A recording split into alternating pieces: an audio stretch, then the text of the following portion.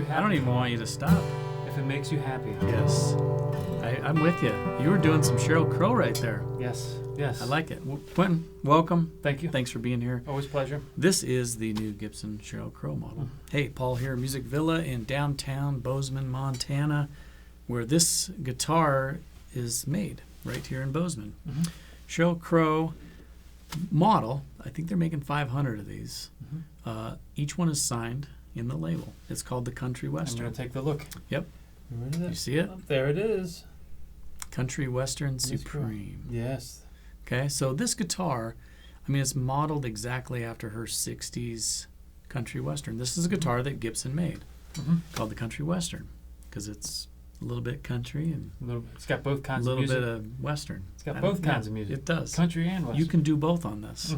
So, but man, I'm telling you, when you just listening to you play it in the beginning, I love it. It's, I can tell you right now, that's a cool guitar, and it sounds amazing. It's got this antique cherry finish, which I love. I think it's do a the great slow look. roll and throw the white balance out. You know, we were just talking. I like the pickguard. I think it's got a lot of.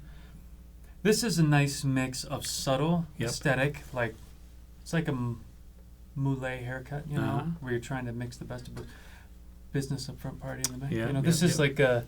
You know, it's relatively subdued on front. It's pretty standard, and then you flip to the side, bam. Yeah. You know, and it's. And it's not too red. That's the thing. I don't know if you can see it on the camera, but it's not so red. This is called antique cherry, and it's just not. You know, it just looks great. It's mahogany back and sides. Yes, it's got a warmer sound to my ear again. Well, it is the aged Sitka spruce top. So it's lighter. I mean, you feel it. It doesn't. You know, I'm not knowledgeable enough to say with any reliability about how much glue is used in a guitar versus the weight of the wood or other components, but this guitar feels light. Feels really light. And particularly for, you know, some of the bigger domestics. This guitar is substantially lighter than, for example, my Martin HD. Sometimes you luck out and you just have wood that is lighter. Sometimes wood is different, you know, different weights.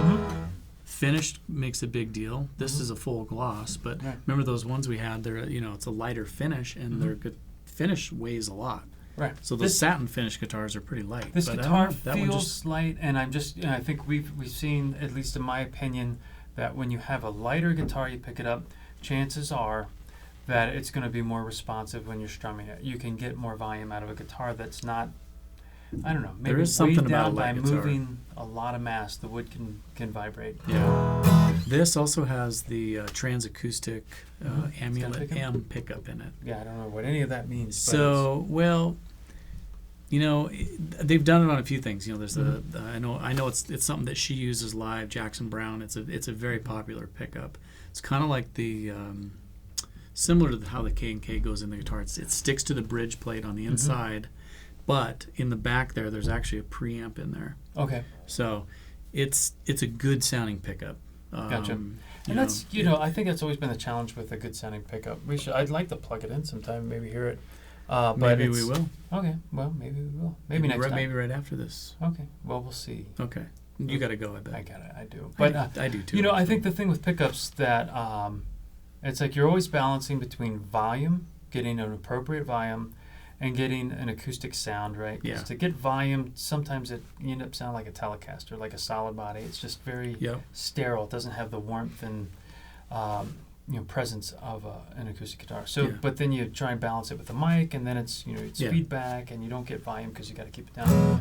But I'd be curious to hear this. Yeah, it's a good pickup. I mean, because based on the artists that Sheryl and Jackson and these other folks. I know a lot of people use it, and I know it's a great pickup. It's just not normally something Gibson puts in their guitars, but they did for this particular model. Because it represents the artist's preference. Well, I can say that if this is a really nice guitar. It's a cool guitar. You know, with Gibson, it's funny because they don't make a lot of straight-up dreadnoughts, like you said, where they're just plain old-fashioned, right? When they do, it's like people go, well, where's all the birds and doves and all the stuff? Can't win. And you know what I mean? Like, but I they think make this is a great sounding dreadnought. Really pleasing. I like the understatedness, and the pickguard's got a unique shape. But it at the end of the day, what I really appreciate about this guitar is trying to blow it out. got enough depth that when you're playing that nice.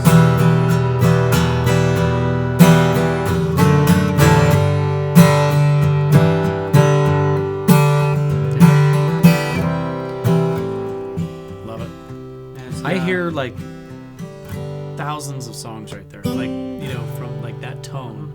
You hear it. That's a classic tone. I'm gonna tell you right now. You know what you think? I know. Is there anything you don't know? There's lots. There's so much I don't know. Okay. Well, I don't know. I don't even know how much I don't know. How's that? I don't even know how to answer that. Well, there's no answer. It's just accept it. Accept it as the reality. I don't even know what you said. That's how far behind I am. So, anyways, I appreciate you playing some Sheryl Crow licks and being here. I was just saying this earlier. I don't know if I'm repeating myself. Sheryl Crow's one of those artists, right? I mean, she's great.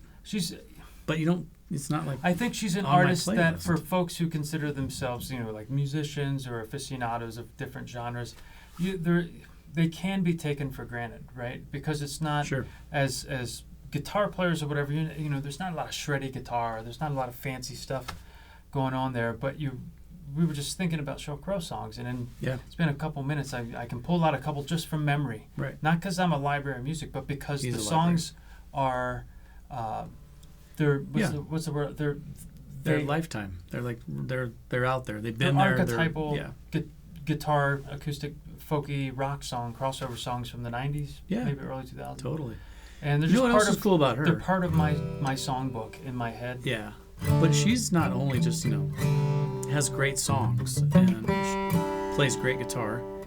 I think she plays bass. She does producing. She writes the songs, records the songs, produces the songs. She's a big part of. She's a package deal. Right.